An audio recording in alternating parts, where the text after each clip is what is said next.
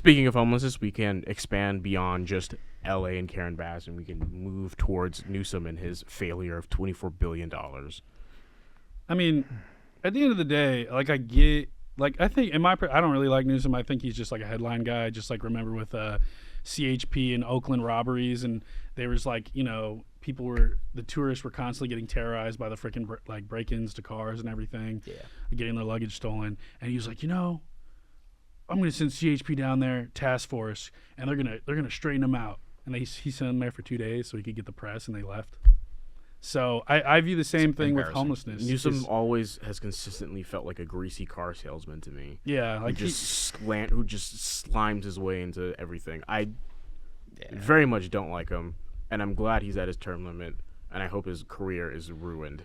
That's not how it's going to be, because the thing is, going to run for president. He's really good at starting things, and because he's really good at starting things, everybody's like, he's a great governor.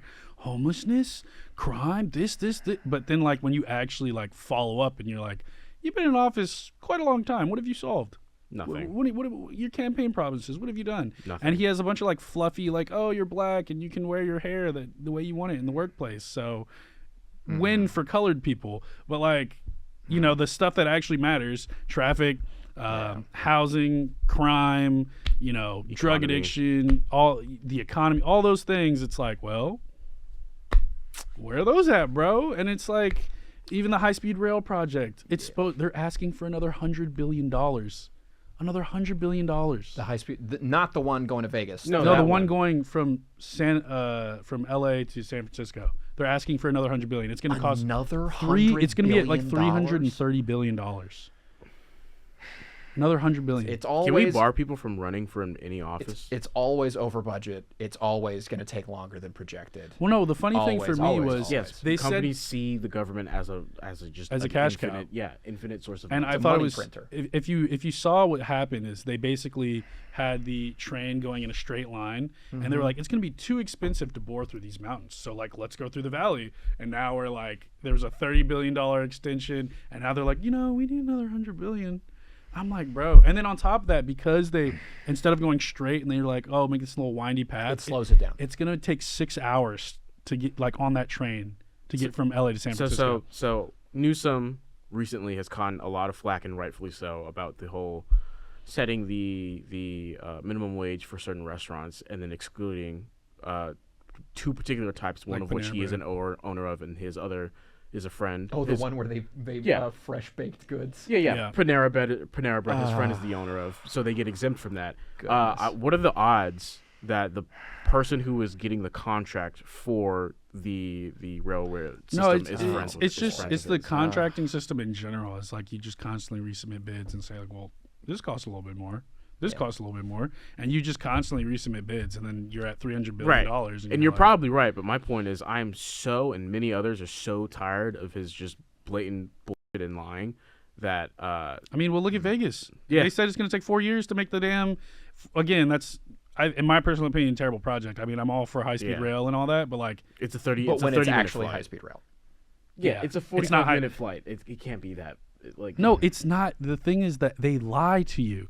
It's not from Vegas to L.A. No, it's from Vegas the to Rancho Cucamonga, and you have to drive. Bro, I live closer to the airport. Why would I go take two and a half hours you can to spend drive less to than the train? $100 for a one-way ticket, exactly, and then sit on the train for flight. 4 hours. So I digress. But the point I'm making, roping it back into homelessness, is like, bro, you spend a lot of money and you ain't got a lot of results. Like I said, there's 2 programs that are really just like keeping the problem where it's at. They're like housing people and helping people out and whatever. So there are things that are being done, but at the end of the day, you got to change the rules and regulations. You got to you got to get them off the streets and not just giving them pipes to do drugs. Well, also. that's another reason. Also, yes. Oh, the Supreme Court, if homeless people can sleep in the city and all that course is being heard as well.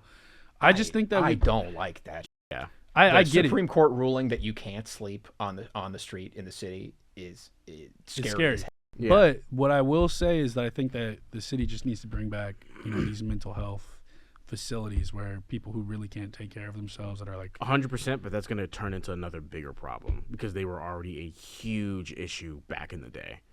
Like they were constantly just violating gonna people do? all the time. Me and Kevin were talking earlier.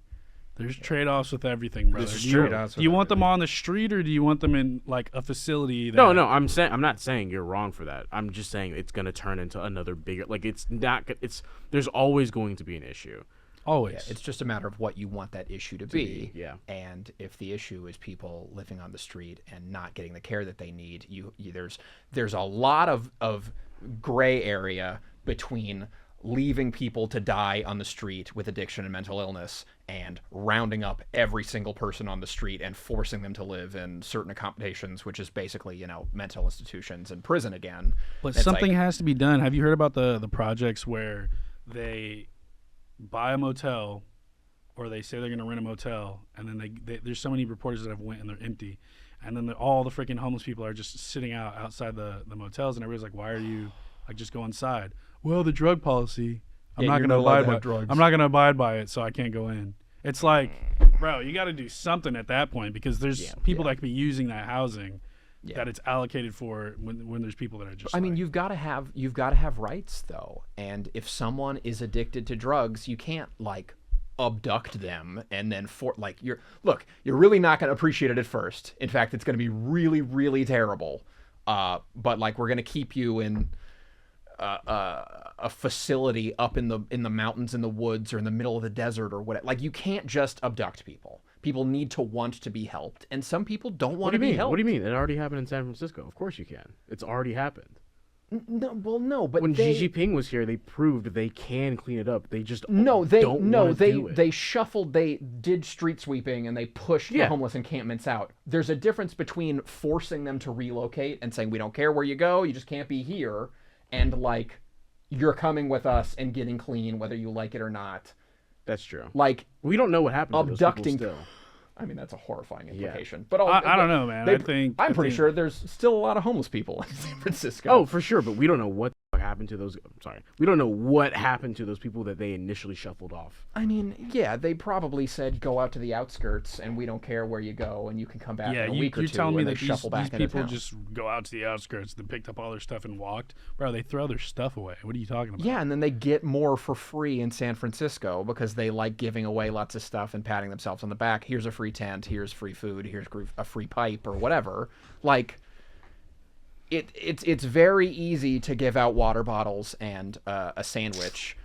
It's very difficult to actually turn someone's life in a positive direction and keep them from staying on the street back and forth. It's like you treat the symptoms, not the disease, and then you have an infinite influx of. Oh, no, I agree. No, I'm saying that's the problem. Instead of treating the disease and getting people off the street and keeping people from becoming homeless, they're treating the symptoms, which are people on the street need water bottles and food, and then you see people with, they get handed a case of 24 water bottles and they pour it out on the street so they can recycle those water bottles for pennies on the dollar. Yeah, exactly. And you're just like, it's wasteful. Well, I mean, They same need thing to create in some sort Seattle. of due process for this because it's becoming too big of an issue. Due process to be able to put people in a facility. I mean, considering we've got 40% of the homeless people in the entire country here in LA County, it's 40% of all of the homeless people are in California, and 50% of those 10% of all of it. 10% of the entire U.S. homeless population is in LA County. 5% of that, or half of that, 5% is within LA. No. Yes. The majority of it is in Southern California. It's 50% between. of it is, wait. It's between San Diego and California and LA. It is and not LA. between San Diego. It's no. There's separate statistics. There's Bay Area, LA County. It's like LA County, Orange County, and like a little south and a little north, and then the bottom is San Diego. It's 50% is in the LA bracket. Yeah, it is. It's pretty high. 50% of the U.S. population? No, 50% of all of the homeless people in California, California, and it's 40% are in California, Okay. which would make it like 20% of all of the homeless people in the entire country are in LA County. Right. Crazy times. God. Which is I mean, look, unfathomable. At the end of the day, they need to address like the root of the problem. Like you saw, like with Seattle, how they decriminalized drugs and then failed to provide the mental health resources needed to get people off of drugs. Yeah. And so they just recently were like, this doesn't work, so we're just going to recriminalize drugs again. And it was like, that is not Yeah. how that works. You have to address if the you problem. if it was a 5-step process, you did step 1 and then just let people do whatever they wanted. And yeah, it's honestly sad.